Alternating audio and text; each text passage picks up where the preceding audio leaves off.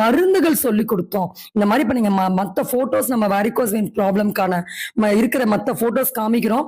So நீங்க அதை பார்க்கலாம். ஒவ்வொருத்தருக்கும் எந்த அளவுக்கு அந்த நோயுடைய தாக்கம் இன்டென்சிட்டி இருக்கு.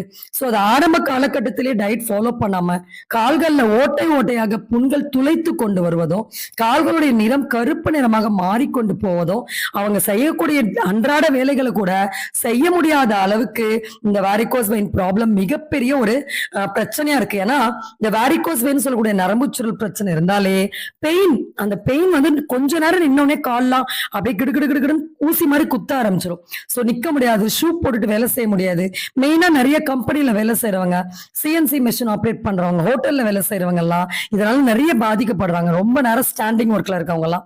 சோ அப்ப அவங்க அந்த வேலையை விட்டுட்டு போகணும்னு அவசியம் இல்லை. இப்ப நம்ம சொல்லக்கூடிய விஷயங்களை பண்ணிட்டு தாராளமா அந்த வேலையை நீங்க கண்டினியூ பண்ணலாம். ஓகே, அடுத்து நம்ம கப்பிங் போட்டோஸ் காமிக்கிறோம்.